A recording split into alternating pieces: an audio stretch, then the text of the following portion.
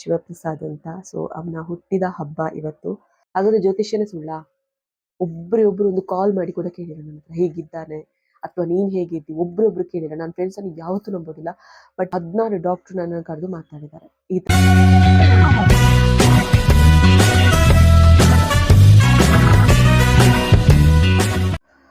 Hi, welcome back to Vijaya Kavitha ಸ್ಪಲ್ YouTube channel. ನಾನು Kavitha Mani. So ಇವತ್ತು ಸ್ಪೆಷಲ್ ಡೇ ಹೇಳಬೇಕು ಅಥವಾ ಏನು ಹೇಳಬೇಕು ಗೊತ್ತಿಲ್ಲ.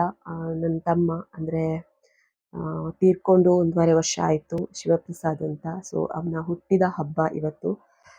ಪ್ರತಿ ವರ್ಷ ಅವನಿರ್ಬೇಕಾದ್ರೆ ಪ್ರತಿ ವರ್ಷ ಏನು ಬೇಕು ನಿಂಗೆ ಅಂತ ಕೇಳ್ತಾ ಇರುವಾಗ ಅವನು ಹೇಳ್ತಿರೋದು ಒಂದೇ ಮಾತು, ನನಗೆ ಹೊಟ್ಟೆ ತುಂಬ ಚಿಕನ್ ತಿನ್ನಬೇಕು ಅಥವಾ ಕೇಕ್ ತಿನ್ನಬೇಕು, ಅಷ್ಟೇ ಸಾಕು, ನನಗೆ ಗಿಫ್ಟ್ ಎಲ್ಲ ಏನು ಬೇಡ ಅಂತ ಹೇಳ್ತಿದ್ದ.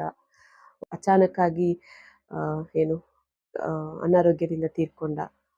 ಸೊ ಅದಕ್ಕೋಸ್ಕರ ಅವನ ಜೊತೆ ಕಳೆದಂಥ ಕೆಲವೊಂದು ನೆನಪುಗಳನ್ನು ಮೆಲುಕು ಹಾಕು ಅಂತ ಹೇಳ್ಕೊಂಡು ಇವತ್ತಿನ ವಿಡಿಯೋ ಮಾಡ್ತಾ ಇದ್ದೇನೆ.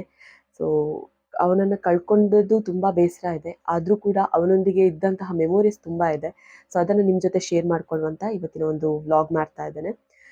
ಸೊ ಏನಂತ ಹೇಳಿದ್ರೆ, ನಾನು ಹುಟ್ಟಿ 1 ವರ್ಷ ಆದ ನಂತರ ಅವನು ಹುಟ್ಟಿರುವಂಥದ್ದು. ನನಗೆ ಅವನು 1 ವರ್ಷ ಡಿಫ್ರೆನ್ಸ್ ನಮಗಿಬ್ಬರಿಗೆ. ಆದರೆ ನಾನು ಸ್ಕೂಲಿಗೆ ಬೇಗ ಸೇರೋದ್ರಿಂದ ಅವನು ನನಗೆ ಸ್ಕೂಲಲ್ಲಿ, ಅಂದರೆ ನಾನು 1ನೇ ಕ್ಲಾಸ್ ಇರಬೇಕಾದ್ರೆ ಅವನು ಅಂಗನವಾಡಿ ಹೋಗ್ತಾ ಇದ್ದ, ನಾನು 3ನೇ ಕ್ಲಾಸ್ ಇರಬೇಕಾದ್ರೆ ಅವನು 1ನೇ ಕ್ಲಾಸ್ ಹೋಗ್ತಾ ಇದ್ದ. ಸೊ ಹಾಗೆ ಅವನಿಗೆ ಅಂಗನವಾಡಿ ಹೋಗಿರ್ಬೇಕಾದ್ರೆ ಒಂದ್ಸಲ ಅವನ ತಲೆಯಲ್ಲಿ ಒಂದು ಸಣ್ಣ ಕಜ್ಜಿ ಆಗಿತ್ತು. ಕಜ್ಜಿ ಆಗಿರ್ಬೇಕಾದ್ರೆ ಅವನ ಟೀಚರ್ ಅವನಿಗೆ ಏನೋ ಒಂದು ಅವನು ಸ್ವಲ್ಪ ಪೋಖ್ರಿ ಸ್ವಲ್ಪ ಜಾಸ್ತಿ ಇತ್ತು, ಏನೋ ಒಂದು ಪೋಖ್ರಿ ಮಾಡ್ದಂತ ಹೇಳಿ ತಲೆಗೆ ಗ್ಲಾಸಲ್ಲಿ ಹೊಡೆದಿದ್ರು ಅವನ ಅಂಗನವಾಡಿ ಟೀಚರ್. ಅದು ಅವನಿಗೆ ತುಂಬಾ ರಕ್ತ ಎಲ್ಲ ಬಂದಿತ್ತು. ಆನಂತರ ಅಂಗನವಾಡಿಗೆ ಕಳಿಸ್ಲೇ ಇಲ್ಲ. ನನ್ನ ಜೊತೆನೆ ಅವನನ್ನ 1ನೇ ಕ್ಲಾಸಿಗೆ ಕರ್ಕೊಂಡು ಹೋಗ್ತಾ ಇದ್ದೆ. ಅಲ್ಲೇ ಅವರು ಜಾಸ್ತಿ ಇದ್ದದ್ದು. ಆಗ ನಿಮ್ಗೆ ಗೊತ್ತಿರ್ಬೋದು, ಆ ಮಕ್ಕಳನ್ನೆಲ್ಲ ಸ್ಕೂಲಿಗೆ ಕರ್ಕೊಂಡು ಹೋಗೋದಂತ ಹೇಳಿ ಒಂದು ಎಂಜಾಯ್ ಬೇರೆ. ಈಗೆಲ್ಲ ಕರ್ಕೊಂಡು ಹೋಗೋದಿಲ್ಲ, ಬಟ್ ಆ ಕಾಲ ಅಂತ ಹೇಳಿದ್ರೆ ಅದೇ 2003 ಆ ಥರ. 2003 ಅಲ್ಲ, ನಾನು 1998 ಅವಳು. 2005 ಆ ಟೈಮಲ್ಲಿ ಸ್ಕೂಲ್ಗೆಲ್ಲ ಕರ್ಕೊಂಡು ಹೋಗ್ತಾ ಇದ್ವಿ. ನನ್ನ ತಮ್ಮನನ್ನ ಕರ್ಕೊಂಡು ಹೋಗ್ತಾ ಇದ್ದೆ. ಸೊ ತುಂಬ ಚೆನ್ನಾಗಿತ್ತು. ಅವನಿಗೆ ಯಾರಾದರೂ ಹೇಳಿದರೆ ನನಗೆ ಸಿಟ್ಟು ಬರ್ತಾಯಿತ್ತು. ಅವನಿಗೆ ಯಾರಾದರೂ ಹೊಡೆದ್ರೆ, ನನ್ನ ಕ್ಲಾಸ್ನವರೇ ಯಾರಾದರೂ ಉಪದ್ರ ಮಾಡಿದರೆ ನನಗೆ ಸಿಟ್ಟು ಬರ್ತಾಯಿತ್ತು. ಅಷ್ಟು ಕೇರ್ ಮಾಡ್ತಿದ್ದೆ. ಆ್ಯಂಡ್ ಒಂದ್ಸಲ ಸಣ್ಣದಿರುವಾಗ ಒಂದು ಇನ್ಸಿಡೆಂಟ್ ಆಗಿತ್ತಂತೆ, ನನ್ನ ಅಮ್ಮ ಹೇಳ್ತಾ ಇದ್ರು. ಸೊ ಅದನ್ನು ಒಂದ್ಸಲ ಶೇರ್ ಮಾಡುವ ಅಂತ ಹೇಳಿ. ಸಣ್ಣವ್ರು ಇರಬೇಕಾದ್ರೆ ಅಮ್ಮ ಹೇಳ್ತಾ ಇದ್ರು, ನೋಡು, ಯಾರಾದರೂ ಬಂದರೆ ಅವ್ರನ್ನ ಮನೆಯವರಿಗೆ ಕರ್ಕೊಳ್ಬಾರ್ದು, ನಿನ್ನ ತಮ್ಮನನ್ನು ಕರ್ಕೊಂಡು ಹೋಗ್ತಾರೆ ಅಂತ ಹೇಳಿದ್ರು. ಸೊ ಒಂದ್ಸಲ ಏನಾಯ್ತು ಅಂತ ಹೇಳಿದ್ರೆ, ಅಮ್ಮ ಬೀಡಿ ಕಟ್ತಾ ಇದ್ರು ಆ ಟೈಮಲ್ಲಿ. ಬೀಡಿ ಕೊಡ್ಲಿಕ್ಕೆ ಅಂತ ಹೋಗಿದ್ರು. ಹೋಗುವಾಗ ಹೇಳಿದ್ರು, ಮನೇಲಿ ಜಾಗ್ರತೆ, ಯಾರಾದರೂ ಬಂದರೆ ಹೊರಗೆ ಬರಬೇಡಿ, ಯಾರಾದರೂ ಬಂದರೆ ಸ್ವಲ್ಪ ಜಾಗ್ರತೆ ಇರಿ ಅಂತ ಹೇಳಿದ್ರು. ಸೊ ಆಯ್ತಮ್ಮ ಅಂತ ಹೇಳಿದ್ದೆ ನಾನು ಕೂಡ. ತಮ್ಮನನ್ನ ಇಟ್ಕೊಳ್ಳೋದು ನಾನು, ಎಲ್ಲಿಯಾದರೂ ಹೋಗ್ತಾನಾ ಹಾಗೆ ಹೇಗೆ ಅಂತ. ಯಾರೋ ಒಬ್ರು ಬಂದು ನೀರು ಕೇಳಿದ್ರು. ನೀರು ಕೇಳ್ಬೇಕು, ನನಗೆ ಭಯ. ನೀರು ಕೇಳಿ ತಮ್ಮನನ್ನು ಕರ್ಕೊಂಡು ಹೋದ್ರೆ ಏನು ಮಾಡೋದು ಅಂತ ಅವನನ್ನ ಎತ್ಕೊಂಡು ಹೋಗಿ ಮತ್ತೆ ನೀರು ತಂದು ಕೊಟ್ಟೆ. ಅದು ಪರಿಚಯದವರಂತ ನನಗೆ ಗೊತ್ತಿಲ್ಲ, ಆಗ ಸಣ್ಣವಳಿದ್ದೆ ಅಲ್ವಾ. ಸೊ ಈ ಥರ ಎಲ್ಲ ಆಗಿತ್ತು. ಮತ್ತೊಂದ್ಸಲ ಯಾರೋ ಬಂದ್ರು ಅಂತ ಹೇಳಿ ಮಣೆ ಉಂಟಲ್ವಾ, ಈ ನಾವು ಕೂರುವ ಮನೆ ಉಂಟಲ್ವಾ, ನಿಮ್ಗೆಲ್ಲ ಗೊತ್ತಿರೋ ಪೆರಾದನೆ ಅಂತ ಹೇಳ್ತೇವೆ ನಾವು, ತೆಂಗಿನಕಾಯಿ ತುರಿಯೋದು. ಸೊ ಅದನ್ನ ತಗೊಂಡು ಬಂದಿದ್ದೆ ಅಂತ ಅವ್ರಿಗೆ ಹೊಡಿಲಿಕ್ಕೆ. ಸೊ ಅಷ್ಟೆಲ್ಲ ಕೇರ್ ಮಾಡ್ತಾ ಇದ್ದೆ. ಆ್ಯಂಡ್ ಬೇರೆ ಇನ್ಸಿಡೆಂಟ್ ಹೇಳಬೇಕು ಅಂತ ಹೇಳಿದ್ರೆ, ನನಗೂ ಅವನಿಗೆ ಜಗಳ ಆಗೋದು ಜಾಸ್ತಿನೇ. ಸಣ್ಣ ವಯಸ್ಸಿನಿಂದ ಜಗಳ ಆಗೋದು ಜಾಸ್ತಿ. ಆದರೆ ನನಗೆ ಅವನ ಮೇಲೆ ಭಯ ಜಾಸ್ತಿ. ನನಗೆ ತಮ್ಮನಿಗಿಂತ ಜಾಸ್ತಿ ಅವನು ನನಗೆ ಅಣ್ಣನಾಗಿದ್ದ. ಅಂದರೆ ಈಗ ನೋಡಿ, ನಾನೇನೋ ಅವನಿಗೆ ತರಲೆ ಮಾಡೋದು, ಒಂದು ಹೊಡೆದು ಮತ್ತೆ ಬಂದು ಬಾಗಿಲು ಹಾಕಿ ಒಳಗೆ ಕುತ್ಕೊಳ್ಳೋದು. ಯಾಕಂತ ಹೇಳಿದ್ರೆ ಅವ್ನು ನನಗೆ ವಾಪಸ್ ಹೊಡಿತಾನಲ್ವಾ. ಸೊ ಆ ಭಯ. ಅವನು ಮತ್ತೆ ಕಲ್ಲೆಲ್ಲ ಬಿಸಾಡ್ತಿದ್ದ ನನಗೆ. ಸೊ ಈ ಥರ ತುಂಬ ಇನ್ಸಿಡೆಂಟ್ ಆಗಿತ್ತು. ಸಣ್ಣ ವಯಸ್ಸಿನಲ್ಲಂತೂ ಹೇಳೋದು ಬೇಡ, ಅಷ್ಟೆಲ್ಲ ಪೋಖ್ರಿ ಮಾಡ್ತಾ ಇದ್ದ. ಆ್ಯಂಡ್ ಒಂದೊಂದು ನೆನಪು ಕೂಡ ಶಾಶ್ವತ. ಯಾಕಂತ ಹೇಳಿದರೆ ಅಷ್ಟು ನೆನಪುಗಳಿದೆ, ಯಾವತ್ತೂ ಕೂಡ ಮರೆಯಲಾಗದಂಥ ನೆನಪುಗಳು. ಆ್ಯಂಡ್ ಬರ್ಡೇ ವಿಷಯ ಹೇಳಬೇಕು ಅಂದರೆ, ನಾನು ಮನೇಲಿದ್ದಿದ್ದು ಕಡಿಮೆ, ತುಂಬ ಕಡಿಮೆ. 6ನೇ ಕ್ಲಾಸ್ ತನಕ ಮಾಣಿ ಸ್ಕೂಲಲ್ಲಿ ಓದಿದ್ದು. 7ನೇ ಕ್ಲಾಸ್ ಅಜ್ಜಿ ಮನೆ, 7ನೇ ಕ್ಲಾಸಿಂದ ಮತ್ತು 8ನೇ ಕ್ಲಾಸಿಂದ ಹಾಸ್ಟೆಲ್ ಆಯಿತು, ಮತ್ತು ಚಿಕ್ಕಪ್ಪನ ಮನೆಯಲ್ಲಾಯಿತು 2 ವರ್ಷ. ಸೊ ಹೀಗೆ ಇದ್ದವಳು. ಡಿಗ್ರಿಯಲ್ಲಿ ಮಾತ್ರ ನಾನು ಮನೇಲಿದ್ದೆ. ಡಿಗ್ರಿಯಲ್ಲಿ ತಮ್ಮನಿಗೆ ಸ್ವಲ್ಪ ನನ್ನ ಜೊತೆ ಪ್ರೀತಿ ಇತ್ತು. ಅಂದರೆ ಆ ಟೈಮಲ್ಲೆಲ್ಲ ಜಗಳ ಎಲ್ಲ ಮಾಡ್ತಾ ಇರಲಿಲ್ಲ, ಯಾಕಂದರೆ ತುಂಬ ವರ್ಷಗಳ ನಂತರ ನಾನು ಮನೇಲಿದ್ದೆ ಅಲ್ವಾ. ಸೊ ಜಗಳ ಎಲ್ಲ ತುಂಬ ಕಡಿಮೆ ಇತ್ತು. ಆ್ಯಂಡ್ ಏನು ಹೇಳಬೇಕು, ತುಂಬ ಕಡಿಮೆ ಇತ್ತು ಜಗಳ ಎಲ್ಲ. ನಾನು ಫೈನಲ್ ಇಯರ್ ಡಿಗ್ರಿಗೆ ಆಗಬೇಕಾದ್ರೆ ಅವನು ಸ್ವಲ್ಪ ಚುರುಕಿರಲಿಲ್ಲ, ಅಂದರೆ ಆ್ಯಕ್ಟಿವ್ ಇರಲಿಲ್ಲ. ಎಲ್ಲಿ ಹೋಗೋದಾದ್ರು ಮತ್ತು ಮಾತಾಡೋದು, ಹುಡುಗಿರಂತೂ ಮಾತಾಡ್ತಾನೆ ಇರಲಿಲ್ಲ, ಆ ಥರ ಇದ್ದವ. ಸೊ ಅವನನ್ನು ಸ್ವಲ್ಪ ಆ್ಯಕ್ಟಿವ್ ಮಾಡಬೇಕು ಅಂತ ಆಯಿತು. ಸೊ ನಾನು ಜರ್ನಲಿಸಮ್ ಕಲ್ತಿರೋದು, ನನಗೆ ಜರ್ನಲಿಸಮಲ್ಲಿ ಹೇಗೆ ನಾನು ಆ್ಯಕ್ಟಿವ್ ಆಗಲಿಕ್ಕೆ ಕಾರಣ ಜರ್ನಲಿಸಮ್. ಸೊ ಅವನನ್ನು ಕೂಡ ಆ್ಯಕ್ಟಿವ್ ಮಾಡ್ಬೋದು ಅಂತ ಹೇಳಿ ಅವನನ್ನು ಜರ್ನಲಿಸಮ್ ಫೀಲ್ಡಿಗೆ ಸೇರು ಅಂತ ಒತ್ತಾಯ ಮಾಡಿಸಿ ನಾನೇ ವಿವೇಕಾನಂದ ಸ್ಕೂಲಿಗೆ ಹೋಗಿ ಅವನನ್ನು ಸೇರಿಸಿರುವಂಥದ್ದು. ಸೊ ಹಾಗೆ ಸೇರಿಸ್ಬೇಕಾದ್ರೆ ಒಂದಿನ ಹೀಗೆ ಫೇಸ್ಬುಕ್ಕು, ವಾಟ್ಸಪ್ ಎಂತ ಇರಲಿಲ್ಲ ಅವನ ಹತ್ರ, ಎಲ್ಲ ನಾನೇ ಇದು ಮಾಡಿದ್ದು. ಫೇಸ್ಬುಕ್ ಅಕೌಂಟ್ ಎಲ್ಲ ಕ್ರಿಯೇಟ್ ಮಾಡಿಕೊಟ್ಟೆ. ಆನಂತರ ಸ್ವಲ್ಪ ಸ್ವಲ್ಪ ಸ್ವಲ್ಪ ಆ್ಯಕ್ಟಿವ್ ಆಗ್ತಾ ಹೋದ. ಆಗೇನಂತ ಹೇಳಿದರೆ ಅವನ ಎಂತ, ನಮಗೆ ಒಂದು ಮಣಿಕರ್ಣಿಕ ಮಾತುಗಾರರ ವೇದಿಕೆ ಅಂತ ಇತ್ತು, ಅಲ್ಲಿ ಮಾತಾಡಲಿಕ್ಕೆ. ಅಂದರೆ ನಮ್ಮ ಬಾಲ್ಯದ ನೆನಪುಗಳು ಹಾಗೆ ಹೀಗೆ ಅಂತ. ಅವನದ್ದು ಮರ್ಯಾದೆ ಒಂದು ಸಲ ತೆಗೆದಿದ್ದ, ಅವನಿಗೆ ಹೊಡಿತಾ ಇದ್ದ ಹಾಗೆ ಹೀಗೆ ಅಂತ. ಅಂದರೆ ಹಾಗೆಲ್ಲ ಹೇಗೆ ಮಾತಾಡಬೇಕು ಅಂತ ಗೊತ್ತಿಲ್ಲ, ಜಸ್ಟ್ ಮಾತಾಡಲಿಕ್ಕೆ ಕಲ್ತಿದ್ದಷ್ಟೇ, ಅಂದರೆ ಸ್ಟೇಜ್ ಮುಂದೆ ಮಾತಾಡೋಕ್ಕೆ. ಸೊ ಹಾಗೆಲ್ಲ ಮರ್ಯಾದೆ ತೆಗೆದಿದ್ದೆ. ಸೊ ತುಂಬ ಆಗಿದೆ ಆ ಥರ ಇನ್ಸಿಡೆಂಟ್. ಆ್ಯಂಡ್ ನನಗೆ ಹೇಗೆ ಅಂತ ಹೇಳಿದರೆ, ನಾನು ಎಷ್ಟೇ ಅವನ ಹತ್ರ ಜಗಳ ಮಾಡಿದ್ರು ಸ್ವಲ್ಪ ಪ್ರೀತಿ ಜಾಸ್ತಿನೇ, ಯಾಕಂದರೆ ತಮ್ಮ ಅಲ್ವಾ. ಸೊ ಹಾಗಾಗಿ ಆ ಟೈಮಲ್ಲಿ ಕೂಡ ಅಷ್ಟೇ, ಅವನ ಬರ್ಡೇ ಬಂತು ಅಂತ ಹೇಳಿದರೆ, ಅವನ ಬರ್ಡೇ ಬಂದು ನನಗೆ ದೊಡ್ಡ ವಿಷಯ. ನಾನು ಮುಂಚೆಯಿಂದಲೇ ಪ್ರಿಪೇರ್ ಮಾಡೋದು, ಅಂದರೆ ಅವನಿಗೆ ಏನಾದರೂ ಸರ್ಪ್ರೈಸ್ ಕೊಡುವ ಅಂತ. ಗಿಫ್ಟ್ ಎಲ್ಲ ಏನಿಲ್ಲ, ದೊಡ್ಡ ದೊಡ್ಡ ಗಿಫ್ಟ್ ಏನಿಲ್ಲ, ಸರ್ಪ್ರೈಸ್ ಮಾಡುವ ಅಂತ ಆ ಥರ ಎಲ್ಲ ಮಾಡ್ತಿದ್ದೆ. 12 ಗಂಟೆಗೆ ಎಬ್ಬಿಸಿ, ಮತ್ತು ಯಾರಾದರೂ ಸೆಲೆಬ್ರಿಟಿ ಪರಿಚಯ ಇದ್ದರೆ ಅವ್ರ ಹತ್ರ ಕಾಲ್ ಮಾಡಿಸಿ ಅವನಿಗೆ ವಿಶ್ ಮಾಡಿಸೋದು. ಸೊ ಹಾಗೆಲ್ಲ ತುಂಬ ಮಾಡ್ತಿದ್ದೆ. ಆ್ಯಂಡ್ ಈ ಥರ ತುಂಬ ಮೆಮೊರೀಸ್ ಇದೆ. ಮತ್ತು ಒಂದು ಲಾಕ್ಡೌನ್ ಟೈಮ್ ಬಂತು. ಲಾಕ್ಡೌನ್ ಟೈಮಲ್ಲಿ ಆಗ ನನಗೆ ಜಾಬ್ ಎಲ್ಲ ಆಗಿತ್ತು. ಸೊ ಅವನು ಜಾಬ್ ಹುಡುಕ್ತಾ ಇದ್ದ, ಕಾಲೇಜಿಗೆ ಹುಡುಕ್ತಾ ಇದ್ದ. ಸ್ಪೋರ್ಟ್ಸ್ ಮ್ಯಾನ್ ಆಗಿದ್ದ, ಮತ್ತು ಏನೇ ಇದ್ದರೂ ಆರ್ಮಿ ಟ್ರೈನಿಂಗ್ ಅದೆಲ್ಲ ಇರ್ತಾ ಇತ್ತಲ್ಲ, ನಿಮ್ಗೆ ಗೊತ್ತಿರ್ಬೋದು. NCCಯಲ್ಲಿ ಇದ್ದ ಕಾರಣ ಟ್ರೈನಿಂಗ್ ಅದು ಇದು ಅಂತ ಹೋಗ್ಲಿಕ್ಕೆ ಇರ್ತದೆ, ಮಡಿಕೇರಿ ಹಾಗೆ ಹೀಗೆ ಅಂತ, ಸರ್ಟಿಫಿಕೇಟ್ ಅಂತೆ ಹಾಗೆ ಹೋಗ್ಲಿಕ್ಕಿತ್ತು. ಸೊ ಆ ಟೈಮಲ್ಲಿ ಕೂಡ ಅಷ್ಟೇ, ನನ್ನ ಹತ್ರ ಒಂದು ಹೇಳಿ ಹೋಗುದು, ಅಕ್ಕ ನಾನು ಹೋಗ್ತೇನೆ, ನಾನು ಹೀಗೆ ಹಾಗೆ ಅಂತ ಎಲ್ಲ ಶೇರ್ ಮಾಡ್ಕೊಳ್ತಿದ್ದ. ಪ್ರತಿಯೊಂದು ವಿಷಯವನ್ನು ಕೂಡ ಶೇರ್ ಮಾಡ್ತಿದ್ದ. ಅಕ್ಕ ನನಗೆ ಈ ಥರ ಫ್ರೆಂಡ್ಸ್ ಇದ್ದಾರೆ, ಅಕ್ಕ ನನಗೆ ಆ ಥರ ಫ್ರೆಂಡ್ಸ್ ಇದ್ದಾರೆ, ಪ್ರತಿಯೊಂದನ್ನು ಕೂಡ ಶೇರ್ ಮಾಡ್ತಿದ್ದ. ನಾವು ಒಂದು ಅಕ್ಕ ತಮ್ಮ ಅಂತ ಹೇಳೋದಕ್ಕಿಂತ ಜಾಸ್ತಿ ಒಂದು ಫ್ರೆಂಡ್ಸ್ ಥರ ಇದ್ವಿ, ಅಥವಾ ಒಂದು ಅಣ್ಣ ತಂಗಿ, ಆ ಒಂದು ಬಾಂಧವ್ಯ ಇತ್ತು ನಮ್ಮ ಜೊತೆ. ಇಷ್ಟೆಲ್ಲ ಮೆಮೊರೀಸ್ ಇದೆ. ತುಂಬ ಸಲ ಅಂದ್ಕೊಳ್ತಾ ಇದ್ದೆ, ಅವನನ್ನು ಒಂದು ಸೆಟ್ಲ್ ಮಾಡಿಸಬೇಕು, ಅವನಿಗೇನಾದರೂ ಒಂದು ಜವಾಬ್ದಾರಿ ಬರಬೇಕು. ಅವನಿಗೆ ಸ್ವಲ್ಪ ಜವಾಬ್ದಾರಿ ಕಡಿಮೆನೇ ಇತ್ತು. ಆ್ಯಂಡ್ ಲಾಕ್ಡೌನ್ ಟೈಮಲ್ಲಿ ಈ ಥರ ರೀಲ್ಸ್ ಅದು ಇದು ಅಂತ ಮಾಡಲಿಕ್ಕೆ ಸ್ಟಾರ್ಟ್ ಮಾಡಿದ. ಸ್ವಲ್ಪ ಫೇಮಸ್ ಆಗಿದ್ದ, ಅಂದರೆ ಒಂದು ಮಟ್ಟಿಗೆ ಫೇಮಸ್ ಆಗಿದ್ದ. ಸೊ ರೀಲ್ಸ್ ಮಾಡೋದಾಗಿರ್ಬೋದು, ಕೆಲವೊಂದು ಸಚಿನ್ನಟ್ಟಿಗೆ ಸೇರಿಕೊಂಡು ವೀಡಿಯೋಸ್ ಮಾಡೋದಾಗಿರ್ಬೋದು. ಸೊ ತುಂಬ ಈ ಥರ ಎಲ್ಲ ಆ್ಯಕ್ಟಿವ್ ಆಗ್ತಾ ಹೋದವನು. ಆ್ಯಕ್ಟಿವ್ ಆಗ್ತಾ ಆ ಟೈಮಲ್ಲಿ ಎಷ್ಟು ಆ್ಯಕ್ಟಿವ್ ಆಗ್ತಿತ್ತು ಅಂತ ಹೇಳಿದರೆ, ಎಲ್ಲದಕ್ಕೂ ನಾನಿದ್ದೇನೆ ಆ ಥರ. ಒಂದು ವೇಳೆ ನಾನೇನಾದರೂ ಹೋಗ್ತಾ ಇದ್ದೇನೆ ಅಂತ ಹೇಳಿದರೆ, ಅಕ್ಕ ನೀನು ಹೋಗು, ನಾನಿದ್ದೇನೆ ಸಪೋರ್ಟಿಗೆ ಅಂತ. ನನಗೆ ಒಂದು ಅಮ್ಮನಿಗಿಂತ ಜಾಸ್ತಿ ನನಗೆ ಸಪೋರ್ಟ್ ಇದ್ದದ್ದು ಅಂತ ಹೇಳಿದರೆ ನನ್ನ ತಮ್ಮ. ಸೊ ಅಷ್ಟು ಸಪೋರ್ಟಿವ್ ನನಗೆ ಪ್ರತಿಯೊಂದು ವಿಷಯದಲ್ಲೂ, ಅದು ಏನೇ ಆಗಿರಲಿ. ಬೇಡ ಅಂತ ಹೇಳಿದರೆ ಬೇಡ, ಬೇಕು ಅಂತ ಹೇಳಿದರೆ ಹೋಗು, ಹಾಗೆ. ಸೊ ಇಷ್ಟೆಲ್ಲ ಸಪೋರ್ಟ್ ಮಾಡ್ತಾ ಇದ್ದಂಥ ಒಬ್ಬ ವ್ಯಕ್ತಿ. ಆ್ಯಂಡ್ ಬೇರೇನು, ಓಕೆ, ಅವನಿಗೆ ಜಾಬ್ ಆಯಿತು ಹೋಂಡಾ ಶೋರೂಮಲ್ಲಿ. ಅಂದರೆ ಅವನಿಗೆ ಆರ್ಮಿಗೆ ಹೋಗಬೇಕು ಅಂತ ಇಂಟ್ರೆಸ್ಟ್ ಇತ್ತು. ಅದಕ್ಕಿಂತ ಮುಂಚೆ ನಾನು ಸಿಕ್ಕ ಕೆಲಸಕ್ಕೆ ಹೋಗ್ತೇನೆ, ಮನೇಲಿ ಕಷ್ಟ ಅಲ್ವಾ ಅಂತ ಹೇಳಿಕೊಂಡು ಹೋಂಡಾ ಶೋರೂಮಿಗೆ ಕೆಲಸಕ್ಕೆ ಹೋಗಿದ್ದ. ಒಂದು 10 ದಿನ ಆಗಿತ್ತು. ಸೊ ನಾನು ಅವನ ವಾಟ್ಸಪ್ಪಲ್ಲಿ ಮೆಸೇಜ್ ನೋಡಿದೆ. ತುಂಬ ಜನರಿಗೆ ಹೀಗೆ ಫ್ರೆಂಡ್ಸ್ ಹತ್ರ ಮಾತಾಡುವಾಗೆಲ್ಲ ಹೇಳ್ತಾ ಇದ್ದ, ನನಗೆ ಕಣ್ಣು ಉರಿ ಬರ್ತಾ ಉಂಟು, ತಲೆನೋವು ಆಗ್ತಾ ಉಂಟು ಅಂತ. ಸೊ ಒಂದು ದಿವಸ ನನ್ನ ಹತ್ರನೇ ಹೇಳಿದ, ತಲೆನೋವು ಆಗ್ತಾ ಇದೆ ಅಕ್ಕ, ತುಂಬ ತಲೆನೋವು ಆಗ್ತಾ ಇದೆ, ಶೋರೂಮಿಗೆ ಕಾಲ್ ಮಾಡಿ ಹೇಳು. ನಾನು ಹೇಳಿದರೆ ನಂಬಲಿಕ್ಕಿಲ್ಲ, ಹುಷಾರಿಲ್ಲ ಅಂತ ಹೇಳೋದು ಮಾಮೂಲಿ ಅಲ್ವಾ, ರಜೆ ಹಾಕಲಿಕ್ಕೆ ಆ ಥರ ಅಂದ್ಕೊಳ್ತಾರೆ. ನನಗೆ ಆಗ್ತಾ ಇಲ್ಲ ಅಂತ ಅವರಿಗೆ ಕಾಲ್ ಮಾಡಿ ಹೇಳು ಅಂತ ನಾನು ಕಾಲ್ ಮಾಡಿ ಹೇಳಿದೆ. ಅವನು ಬರಲ್ಲ ಶೋರೂಮ್ಗೆ, ಹೀಗೆ ಹುಷಾರಿಲ್ಲ ಅಂತ. ಅವತ್ತು ಬುಧವಾರದ ದಿನ, ಮೋಸ್ಟ್ಲಿ January 12th ಆಗಿರಬೇಕು, 12th 13th ಬುಧವಾರ. ಸೊ ಅವತ್ತು ಬುಧವಾರ ತಲೆನೋವು ಅಂತ ಹೇಳಿದ್ದ. ಸೊ ನಾನು ಅವಾಗ ನೆಟ್ವರ್ಕ್ ಮಾರ್ಕೆಟಿಂಗ್ ಮಾಡ್ತಿದ್ದೆ, ನನಗೆ ಕೂಡ ಫೀಲ್ಡ್ ವರ್ಕ್ ಎಲ್ಲ ಇತ್ತು. ಸೊ ಹಾಗಾಗಿ ನಾನು ಫೀಲ್ಡ್ ವರ್ಕ್ ಹೋಗಬೇಕಿತ್ತು. ಅಮ್ಮ ಕೆಲಸಕ್ಕೆ ಹೋದರು. ಅವನನ್ನು ತಲೆನೋವಲ್ವಾ, ಡೋಲೋ ಟ್ಯಾಬ್ಲೆಟ್ ತಗೊಂಡಿದ್ದ. ಸೊ ನಾವು ಕೂಡ ತಲೆನೋವು ಮಾಮೂಲು ಬರುತ್ತೆ ಅವನಿಗೆ, ಆಗಾಗ ತಲೆನೋವು ಕಾಣಿಸ್ಕೊಳ್ಳೋದು, ಅಂದರೆ ತುಂಬ ಹೆವಿ ಅಂತಲ್ಲ, ಸೊ ಲೈಟ್ ಆಗಿತ್ತು ಅಂತ ಹೇಳಿ ನಾವು ನಮ್ಮಷ್ಟೇ ನಮ್ಮ ಕೆಲಸಕ್ಕೆ ಹೋದ್ವಿ. ಟ್ಯಾಬ್ಲೆಟ್ ಎಲ್ಲ ತಗೊಳ್ತಾ ಅವನೇ ಹೇಳಿದ, ನಾನು ಹಾಸ್ಪಿಟಲ್ಗೆ ಹೋಗ್ತೇನೆ ಅಂತ ಹೇಳಿದ. ಸೊ ಹಾಗಾಗಿ ಟ್ಯಾಬ್ಲೆಟ್ ಎಲ್ಲ ತಗೊಂಡು ಮಲಗಿದ್ದ. ಅವತ್ತು ಓಕೆ ನಾರ್ಮಲ್ ಇದ್ದ. ನೈಟ್ ಸ್ವಲ್ಪ ವಾಮಿಟಿಂಗ್ ಸ್ಟಾರ್ಟ್ ಆಯಿತು, ಆ್ಯಂಡ್ ಮರು ದಿವಸ ಕೂಡ ಹಾಗೆ ವಾಮಿಟಿಂಗ್ ಸ್ಟಾರ್ಟ್ ಆಯಿತು. ಹಾಸ್ಪಿಟಲ್ ಕರ್ಕೊಂಡು ಹೋಗಿ ನಾವೇ ಕರ್ಕೊಂಡು, ಕ್ಲಿನಿಕ್ಕಿಗೆ, ಹಾಸ್ಪಿಟಲ್ ಅಲ್ಲ ಕ್ಲಿನಿಕ್ಗೆ ಕರ್ಕೊಂಡು ಹೋಗಿ ಅವರನ್ನು ಇಂಜೆಕ್ಷನ್ ಕೊಟ್ಟರು. ಸ್ವಲ್ಪ ವಾಮಿಟಿಂಗ್ ಕಡಿಮೆ ಆಗಿತ್ತು. ಹಾಗೆ ಹೇಳಿದ, ಅಕ್ಕ ನನಗೆ ಕ್ರೀಮ್ ಬನ್ ತಿನ್ನಬೇಕು ಅಂತ ಹೇಳಿದ. ಅವನಿಗೆ ಕ್ರೀಮ್ ಬನ್ ಅಂದರೆ ತುಂಬ ಇಷ್ಟ. ಅವನಿಗೆ ಇಷ್ಟ ಆದದ್ದು ನಾವು ತಂದು ಕೊಡೋದು ಅಂದರೆ ನಮ್ಗೆ ಇಷ್ಟ. ಸೊ ಹೋಗಿ ತಂದು ಕೊಟ್ವಿ, ಕ್ರೀಮ್ ಬನ್ ತಿಂದ. ಆ್ಯಂಡ್ ರಾತ್ರಿ ಜೋರು ವಾಮಿಟಿಂಗ್ ಸ್ಟಾರ್ಟ್ ಆಯಿತು. ನಾವು ಚೇತನ ಹಾಸ್ಪಿಟಲ್ ಪುತ್ತೂರಿಗೆ ಕರ್ಕೊಂಡು ಹೋದ್ವಿ. ಅಲ್ಲಿ ಕರ್ಕೊಂಡು ಹೋಗ್ಬೇಕಾದ್ರೆ ಅವನೊಂಥರ ಮಾಡ್ತಿದ್ದ, ಅಂದರೆ ಅವನಿಗೆ ಅವನ ಮೇಲೆ ಏನು ಧ್ಯಾನ ಇಲ್ಲ, ಅಂದರೆ ಅವನಿಗೆ ಅವನ ಮೇಲೆ ಹಿಡಿತಾ ಇಲ್ಲ ಆ ಥರ. ಅಲ್ಲಿ ಹೋಗುವಾಗ ಹೇಳಿದ್ರು, ನೀವು ಯಾಕೆ ಹಾಸ್ಪಿಟಲ್, ಅಂದರೆ ಕೆಲಸದವ್ರು ಹೇಳಿದರು, ಹಾಸ್ಪಿಟಲ್ಗೆ ಯಾಕೆ ಕರ್ಕೊಂಡು ಹೋಗೋದು, ನೀವು ಏನಾದರೂ ದೇವರ ಹತ್ರ ಅಲ್ಲಿ ಕರ್ಕೊಂಡು ಹೋಗಿ, ಅವನಿಗೇನು ಮೇಯಲ್ಲಿ ಹಿಡಿದಾಗೆ ಆ ಥರ ಆಗಿರ್ಬೋದು ಅಂತ. ಬಟ್ ನಾವು ಮೆಡಿಕಲ್ ಇದು ಮಾಡೋದು ಒಳ್ಳೇದಲ್ವಾ, ಸೊ ಹಾಗಾಗಿ ಅಲ್ಲಿ ಮಾಡಿಸಿದ್ವಿ. ಆ್ಯಂಡ್ ಅವರು ಅಷ್ಟು ಇದು ಮಾಡಲಿಲ್ಲ, ಇನ್ಫೆಕ್ಷನ್ ಅಂತ ಹೇಳಿದರು.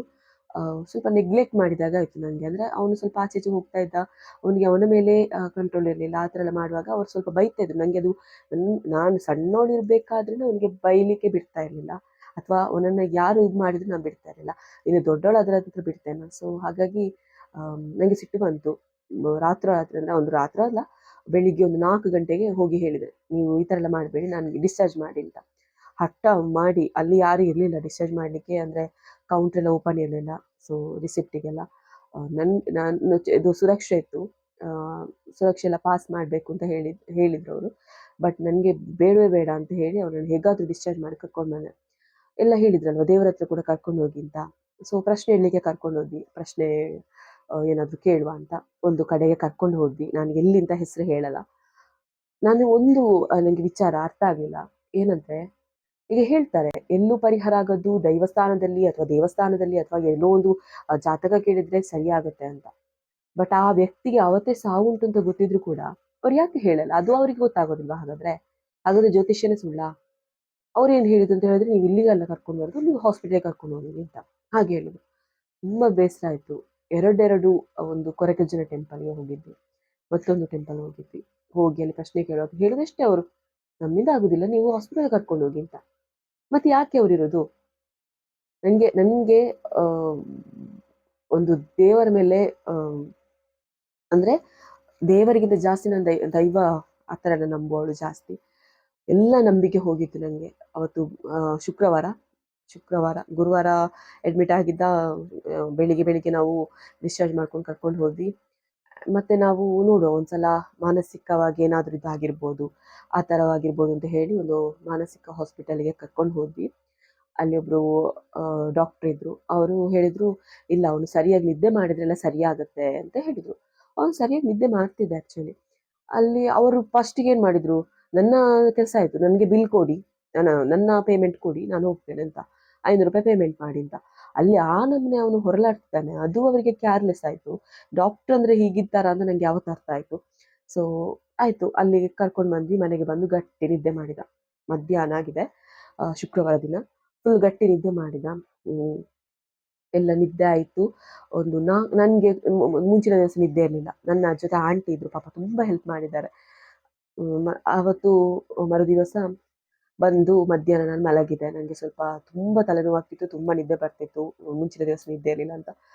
ಆ್ಯಂಡ್ ಅವನ ಫ್ರೆಂಡ್ಸ್ ಎಲ್ಲ ಬಂದಿದ್ದರು, ಏನಾಯಿತು ಅಂತ ಶೋರೂಮ್ನವರು. ಆ್ಯಂಡ್ ನೆಕ್ಸ್ಟ್ ನಾವು 4 ಗಂಟೆ ಆಗುವಾಗ ಜೋರು ಜ್ವರ. ಇಡೀ ಬೆಡ್ ಬಿಸಿ ಆಗಿತ್ತು. ಸೊ ಅದಕ್ಕೆ ಇನ್ನೂ ಕಾದ್ರೆ ಆಗಲಿಕ್ಕಿಲ್ಲ, ದೊಡ್ಡ ಹಾಸ್ಪಿಟ್ಲಿಗೆ ಕರ್ಕೊಂಡು ಹೋಗ, ಇಲ್ಲಿ ಅಂತ ಲೋಕಲ್ ಹಾಸ್ಪಿಟಲ್ ಬರೀ ವೇಸ್ಟ್ ಅಂತ ಹೇಳಿ ಫಾದರ್ ಮುಲ್ಲರ್ ಹಾಸ್ಪಿಟಲ್ಗೆ ಮಂಗಳೂರಿಗೆ ಕರ್ಕೊಂಡು ಹೋದ್ವಿ. ಕಿಟ್ಟಣ್ಣ ಅಂತ ಅವರ ಕಾರಲ್ಲಿ ಕರ್ಕೊಂಡು ಹೋದ್ವಿ. ನಾನು 2 ವೀಲರಲ್ಲಿ ಹೋದೆ, ನಾನು ಮತ್ತು ನನ್ನ ತಂಗಿ. 2 ವೀಲರಲ್ಲಿ, ತಂಗಿ ಅಲ್ಲ, ಫ್ರೆಂಡ್. ಸೊ 2 ವೀಲರಲ್ಲಿ ಹೋದ್ವಿ ನಾವು. ಅಲ್ಲಿ ಹೋದ ನಂತರ ಅಲ್ಲಿ ಅಕ್ಕ ಒಬ್ಬರಿದ್ದರು, ನಮ್ಮ ನೇಬರ್. ಸೊ ಅವರಿಂದಾಗಿ ಸ್ವಲ್ಪ ಬೇಗ ಎಲ್ಲ ಅಡ್ಮಿಟ್ ಮಾಡಿದ. ಅವನು ಕಾರಿಂದ ಇಳಿಲಿಕ್ಕೆ ಕೇಳೋದಿಲ್ಲ, ಅಮ್ಮನನ್ನು ಹಗ್ ಮಾಡಿ ಕೂತಿದ್ದಾನೆ, ನಾನು ಬರಲ್ಲ ಅಮ್ಮ, ಅದು ಕರೆಕ್ಟಾಗಿ ಹೇಳಿದ್ದಾನೆ. ಮತ್ತು ಎಮರ್ಜೆನ್ಸಿ ಇದಕ್ಕೆ ಕರ್ಕೊಂಡು ಹೋಗಿ ನೀವು ಇಷ್ಟು ಲೇಟ್ ಮಾಡಿದ್ಯಾಕೆ, ಅವನಿಗೆ ಜ್ವರ ಕುದೀತಾ ಉಂಟು, ಹೈ ಹೋಗಿದೆ. ಎಷ್ಟು ಜ್ವರ ಕುದೀತಾ ಉಂಟು ಅಂದರೆ 104 ಜ್ವರ. ಸೊ ಏನಾಯಿತು ಅಂತ ಕೇಳಿದೆ. ಈಗ ಫುಲ್ ಇನ್ಫೆಕ್ಷನ್ ಆಗಿದೆ ಬಾಡಿಯಲ್ಲಿ, ಜಾಂಡಿಸ್ ಉಂಟು, ಎಲ್ಲ ಇದ್ದದೆಲ್ಲ ಹೇಳಿಬಿಟ್ರು ಅವರು. ಜಾಂಡಿಸ್ ಉಂಟು, ಅದು ಇಷ್ಟವರೆಗೂ ನೀವು ಜಾಂಡಿಸ್ ಇದು ಏನು, ಜಾಂಡಿಸ್ ಅಂತ ಹೇಳಿದರೆ ನಿಮ್ಗೆ ಗೊತ್ತಿರ್ಬೋದು ಎಲ್ಲೋ ಆ ಟೈಪಲ್ಲಿ ಬರುತ್ತೆ. ಬಟ್ ಈಗ ಸಡನ್ ಆಗಿ ಜಾಂಡಿಸ್ ಅದು ಇದು ಅಂತ ಹೇಗೆ ಬರುತ್ತೆ? ಸೊ ನನಗೆ ಫುಲ್ ಶಾಕ್ ಆಯಿತು. ಅದಕ್ಕೆ ನಾನು ಹೇಳಿದೆ, ಜೀವಕ್ಕೇನು ಅಪಾಯ ಇಲ್ಲ ಅಲ್ವಾ ಅಂತ ಒಂದು ಮಾತು ಕೇಳಿದೆ ನಾನು ಅಷ್ಟೇ. ಅವರಾಗಲೇ ಹೇಳಿದ್ದು, ಇಲ್ಲ ಏನು ಹೇಳಿಕ್ಕೂ ಆಗಲ್ಲ ಅಂತ. ಒಂದು ತಲೆಗೆ ಹೊಡೆದಾಗಿದೆ ನನಗೆ. ಯಾರ ಜೊತೆ ಹೇಳೋದು? ಅಮ್ಮನ ಜೊತೆ ಹೇಳಿದ್ರೆ ಅಮ್ಮ ಅಲ್ಲಿ ಜಸ್ಟ್ ಅವ್ರಿಗೆ ಹುಷಾರಿಲ್ಲ ಅಂತ ಹೇಳಿ ಅಷ್ಟೊಂದು ಅಳ್ತಿದ್ದಾರೆ. ತಮ್ಮನ ಜೊತೆ ಹೇಳುವ ಅಂತಂದರೆ ಸಣ್ಣ ತಮ್ಮ, ಅವನ ಜೊತೆ ಹೇಳು ಅಂತ ಹೇಳಿದರೆ ಅವನಿಗೆ ತಡ್ಕೊಳ್ಳುವಂಥ ಶಕ್ತಿ ಇಲ್ಲ. ಅಂದರೆ ಅವನಷ್ಟು ಅವರನ್ನು ಏನು ಅವನಷ್ಟು ಅವನ ಮೇಲೆ ಪ್ರೀತಿ ಇತ್ತು. ಯಾರ ಜೊತೆ ಹೇಳೋದು? ನನ್ನ ಫ್ರೆಂಡ್ಸು, ಈಗ ನನ್ನ ಹಸ್ಬೆಂಡ್ ಅವರು ಆಗಲೇ ನನಗೆ ಫಿಕ್ಸ್ ಆಗಿತ್ತು ನನಗೆ ಮತ್ತು ಅವರಿಗೆ. ಅವ್ರ ಹತ್ರ ಹೇಳಿದೆ ನಾನು, ಹೀಗೆ ಹೀಗೆ ಎಂತ ಮಾಡೋದು ಅಂತ ಗೊತ್ತಾಗ್ತಿಲ್ಲ ನನಗೆ. ಒಂದು ಕಡೆಯಲ್ಲಿ ಸುರಕ್ಷೆ ನಂಬಿಕೊಂಡು ಬಂದಿದ್ದೇನೆ, ಹಣ ಇಲ್ಲ. ಅವರು ICUಗೆ ಹಾಕಿದರೆ ಎಕ್ಸ್ಟ್ರಾ ಚಾರ್ಜ್ ಹಾಕ್ತಾರೆ. ಮತ್ತೇನು ವೆಂಟಿಲೇಟರ್ ಇಡಬೇಕು ಅಂತ ಹೇಳ್ತಿದ್ದಾರೆ, ಅದಕ್ಕೆ ಎಕ್ಸ್ಟ್ರಾ ಚಾರ್ಜ್ ಆಗುತ್ತೆ. ವಾಪಸ್ ಕೊರೋನಾ ಟೆಸ್ಟ್, ಅದು ಟೆಸ್ಟ್ ಇದು ಟೆಸ್ಟ್ ಅಂತ MRI ತುಂಬ, ಅದಕ್ಕೆಲ್ಲ ನಾವು ಎಕ್ಸ್ಟ್ರಾ ಪೇ ಮಾಡಬೇಕು. ಎಂತ ಮಾಡೋದು ಗೊತ್ತಾಗ್ತಿಲ್ಲ ಹಾಗೆ ಹೀಗೆ ಅಂತ. ಆಗ ಆ ಟೈಮಲ್ಲಿ ಸಚಿನ್ ಕಾಲ್ ಮಾಡಿದ್ದ. ಅವನು ಹಣ ಕಳಿಸಿದ, ಸ್ವಲ್ಪ ಒಂದು 25,000 ತನಕ ಮತ್ತೆ ಕೊಡ್ಬೋದು ಅಂತ ಹೇಳಿ ಅವನು ಕೊಟ್ಟ ನನಗೆ. ಮತ್ತು ನನ್ನ ನೆಟ್ವರ್ಕ್ ಮಾರ್ಕೆಟಿಂಗ್ ಮಾಡ್ತಾಯಿದ್ದೆ ಅಂತ ಹೇಳಿದೆಲ್ಲ ಮೋದಿ ಕೇರ್, ಸೊ ಅದರ ಸ್ವಲ್ಪ ಹೆಲ್ಪ್ ಆದರು. ಒಂದು 30,000 ತನಕ ಅವರು ಹೆಲ್ಪ್ ಆದರು. ಅಂದರೆ ಫಸ್ಟ್ ಅವರ ಜೀವ ಮುಖ್ಯ ಅಂತ ಹೇಳಿ ಅವರು ಕಳಿಸಿದ್ರು.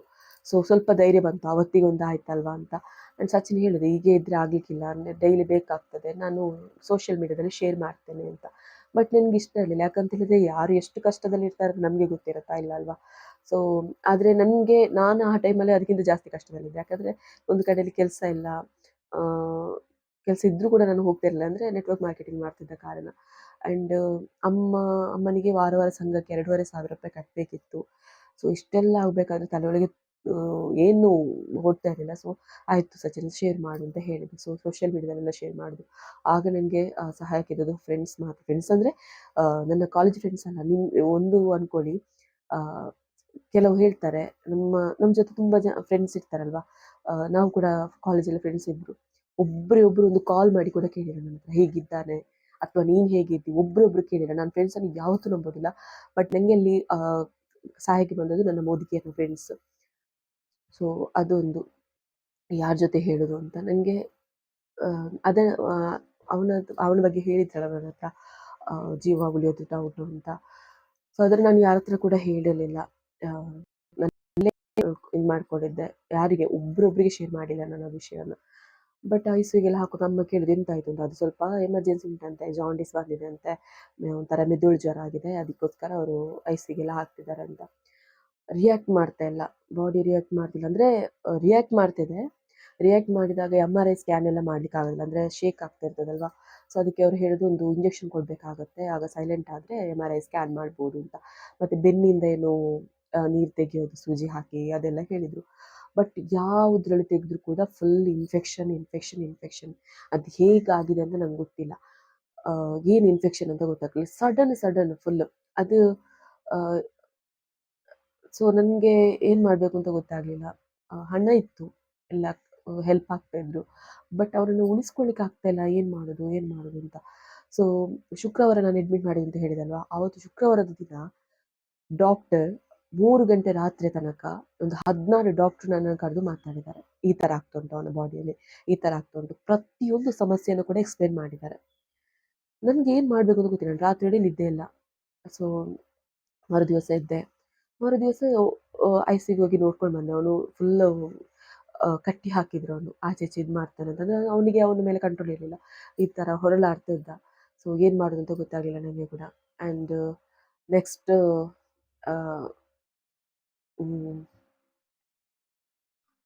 ಇದಕ್ಕೆ ಅದೇ MRI ಸ್ಕ್ಯಾನ್ ಅಂತ ಹೇಳಿದೆಲ್ಲ, ಮರುದಿವಸ MRI ಸ್ಕ್ಯಾನ್ ಇದ್ದದ್ದು. ಅವನು ಹೀಗೆ ಇದು ಮಾಡ್ತಿದ್ದ. ನನಗೆ ಏನು ಮಾಡಬೇಕು ಗೊತ್ತಿಲ್ಲ. ಅಕ್ಕ ನನ್ನನ್ನು ಎಬ್ಬಿಸಕ್ಕ, ಇಂಜೆಕ್ಷನ್ ಕೊಡ್ತಾರೆ, ಟ್ಯಾಬ್ಲೆಟ್ ಕೊಡ್ತಾರೆ, ನಂಗೆ ಆಗ್ತಾ ಇಲ್ಲ ಅಂತ ಹೇಳಿದ. ಹೇಗಾಗ್ತಿತ್ತು ಅಂತ ಹೇಳಿದರೆ, ಒಂಥರ ಹೇಳ್ತಾರಲ್ವ, ಅದೊಂದು ಮನಸ್ಸಿಗೆ ಇದಾಗ್ತಿತ್ತು. ಅಷ್ಟು ಬೇಸರ ಆಗಿತ್ತು ಆ ಟೈಮಲ್ಲಿ. ಎಬ್ಬಿಸಕ್ಕ, ನಂಗೆ ಕರ್ಕೊಂಡೋಗು ಅಂತ ಎಷ್ಟು ಹುಟ್ಟಿದಂತೆ ಹೇಳಿದರೆ ನಾನು ಯಾಕೆ ಕರ್ಕೊಂಡು ಹೋಗ್ಬಾರ್ದಿತ್ತು ಅಂತ ಆಗಿತ್ತು ನನಗೆ. ಅಟ್ಲೀಸ್ಟ್ ಮನೆಯಲ್ಲಾದರೂ ಜೀವ ಹೋಗ್ತಿದ್ರೆ ಅವನ ಮನಸ್ಸಿಗೆ ಸಮಾಧಾನ ಆಗ್ತಾ ಇತ್ತು ಅಥವಾ ಏನು ಅಂತ ಗೊತ್ತಾಗಲಿಲ್ಲ. ಒಂದು ಕಡೆಯಲ್ಲಿ ಜಸ್ಟ್ 1 ವಾರಕ್ಕಿಂತ ಮುಂಚೆ, ಅಂದರೆ ಅವನು ತೀರ್ಕೊಂಡಿದ್ದು ಸಂಡೇ 1 ವಾರಕ್ಕಿಂತ ಮುಂಚೆ ಒಂದು ಇನ್ಸಿಡೆಂಟ್ ಆಗಿತ್ತು ಮನೆಯಲ್ಲಿ. ನಮ್ಮ ದೈವದ ಮೂರ್ತಿ ಕೆಳಗೆ ಬಿದ್ದಿತ್ತು. ಸೊ ಒಂದೊಂದು ಅಚಾನಕ್ ಆಗಿತ್ತು.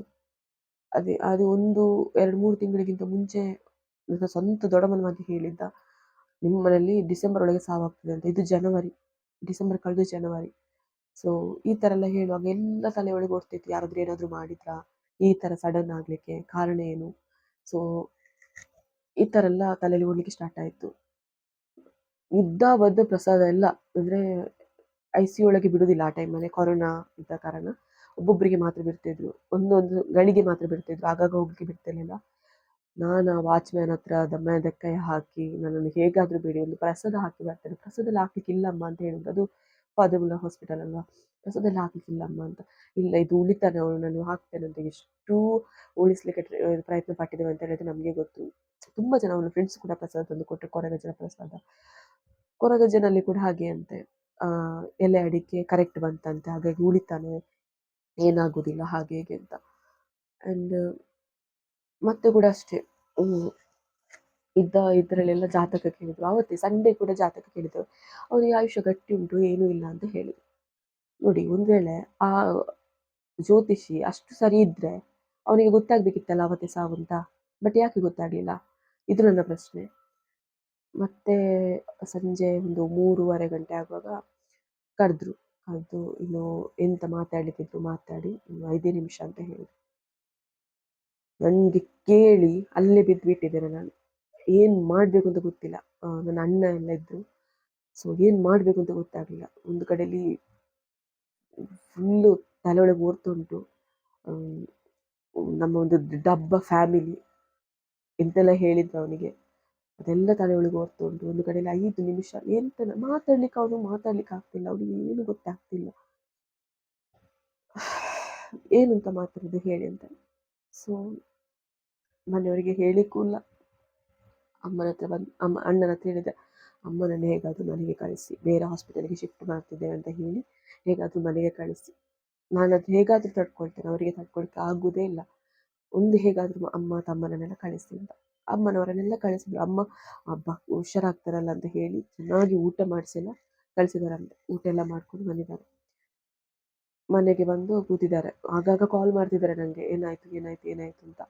ಸೊ ಎಲ್ಲ ಆದ ನಂತರ ಯಾರೋ ನಾನು ಹೇಳಿದೆ, ಸ್ಟೇಟಸ್ ಎಲ್ಲ ಹಾಕಬೇಡಿ ಪ್ಲೀಸ್, ತಮ್ಮನಿಗೆ ಗೊತ್ತಾದರೆ ಪ್ರಾಬ್ಲಮ್ ಅಂತ. ಯಾರೋ ಒಬ್ಬ ಹೇಳಿದಂತೆ ಹೇಳಿ ಯಾರೊಬ್ಬ ಸ್ಟೇಟಸ್ ಹಾಕಿದಂತೆ. ಅದರ ನೋಡಿ ನನ್ನ ತಮ್ಮಲ್ಲೇ ಬಿಟ್ಟಿದ್ದ, ಅವರ ತಲೆಗೆಲ್ಲ ಗಾಯ ಆಗಿತ್ತು. ಸೊ ಈ ಥರ ಎಲ್ಲ ಆಗಿ ಎಲ್ಲರಿಗೆ ಗೊತ್ತಾಗಿ ನಮ್ಮ ಮನೆಗೆ ಬರಬೇಕಾದ್ರೆ ಈಗ ಹೇಳ್ತಾರಲ್ವಾ, ಸತ್ತಾಗ ಮಾತ್ರ ಒಬ್ಬ ವ್ಯಕ್ತಿಯ ವ್ಯಾಲ್ಯೂ ಗೊತ್ತಾಗೋದು ಅಂತ. ನಮ್ಮ ಮಾಣಿಯಿಂದ ಹಿಡಿದು ನಮ್ಮ ಮನೆ ತನಕ ಕೂಡ ಫುಲ್ ಜನ ಇದ್ದರು. ಆ ರಾತ್ರಿ ಸಂಡೇ ಕೂಡ ಬೇರೆ ರಾತ್ರಿ ಟೈಮ್ ಆದರೂ ಕೂಡ ಅಷ್ಟು ಜನ ಸೇರಿದ್ರು. ಒಂದು ವೇಳೆ ಮರುದಿವಸಕ್ಕೆ ಇರ್ತಿದ್ರೆ ಜಾಸ್ತಿ ಜನ ಸೇರ್ತಿದ್ರು, ಆದರೆ ಬಾಡಿ ಇದಾಗೋದು ಬೇಡ ಅಂತ ಹೇಳಿ ಅವತ್ತೇ ಮಣ್ಣು ಮಾಡಲಿಕ್ಕೆ ಅಂತ ಇಡೀ ಊರಿನ ಜನ ಅವತ್ತು ಮಾಡಿದ್ದಾರೆ, ಸಪೋರ್ಟ್ ಮಾಡಿದ್ದಾರೆ. ಎಲ್ಲ ಸೇರಿ ಅವತ್ತೊಂದು ಕಾರ್ಯ ಆಗಿ ಅವತ್ತು ಬಂದಿದ್ದ ಹೇಳಿದ ಇತ್ತಲ್ವಾ, ಅವನು ಬಂದಿದ್ದ ರಕ್ಕಸ ಅಂತ ಹೇಳಿದ್ರು ನಾವು ದೊಡ್ಡಮ್ಮನ ಮಗ. ಸೊ ಅವನು ಬಂದಿದ್ದ, ಆ ಥರ ಮಾಡಬೇಕು ಈ ಥರ ಮಾಡಬೇಕು ಅಂತ. ನಾನು ಹೇಳಿದ್ದೆ, ಅವನಿದ್ರೆ ನಾನು ಮೊದಲು ಸತ್ತಿಯಲ್ಲಿ ಜಗಳ ಮಾಡ್ತಾನೆ, ಏನೇ ಆಗಲಿ ಕೂಡ ಅವನನ್ನು ಮುಟ್ಲಿಕ್ಕೆ ಬೀಳಬೇಡಿ ಅಂತ ಹೇಳಿದ್ದೆ. ಆದರೂ ಕೂಡ ಅವನು ಯಾವುದೋ ಒಂದು ನೆಪದಲ್ಲಿ ಬಂದು ತುಳಸಿ ನೀರು ಬಿಟ್ಟಿದ್ದಾನಂತೆ. ಸೊ ಆನಂತರ ಅವನು ತುಂಬ ಅನ್ಯಾಯ ಮಾಡಿದ್ದ ನಮಗೆ. ಅವನ ಶ್ರದ್ಧಾಂಜಲಿ ಬ್ಯಾನರ್ ಹಾಕಿದ್ರು ಮಾಣಿಯಲ್ಲಿ. ಸೊ ಅದನ್ನೆಲ್ಲ ತಗೊಂಡೋಗಿ ಅವನ ಹೂವಿನ ಶಾಪಿಗೆ ತಲ್ಪರಾಗಿ ಹಾಕಿದ್ದ. ಇಷ್ಟೆಲ್ಲ ಅನ್ಯಾಯ ಮಾಡಿದ್ದ ಅವನು. ಸೊ ಇದು ನನ್ನ ಮತ್ತು ನನ್ನ ತಮ್ಮ ಇರುವ ತನಕದ ವಿಷಯಗಳನ್ನು ನನ್ನ ಜೊತೆ ಶೇರ್ ಮಾಡಿಕೊಂಡ್ರೆ ಸ್ವಲ್ಪ ಮನಸ್ಸಿಗೆ ಕೂಡ ಹಗುರ ಆಯಿತು. ಹೇಳ್ತಾರಲ್ವ, ಯಾವುದೇ ವಿಷಯನ ನಮ್ಮ ಜೊತೆ ಇಟ್ಕೊಳ್ಬಾರ್ದು, ಶೇರ್ ಮಾಡಬೇಕು ಅಂತ. ಸೊ ನಾನು ಯಾರೆಲ್ಲ ನೋಡ್ತಿದ್ದೀರಿ, ಸೊ ಅವರೆಲ್ಲರಿಗೂ ಕೂಡ ಶೇರ್ ಮಾಡಿ ನನ್ನ ಮನಸ್ಸು ಕೂಡ ಹಗುರ ಆಗಿದೆ. ಸೊ ಏನಾದರೂ ತಪ್ಪಿದ್ರೆ ಕ್ಷಮೆ ಇರಲಿ. ಸೊ ಧನ್ಯವಾದ. Thank you.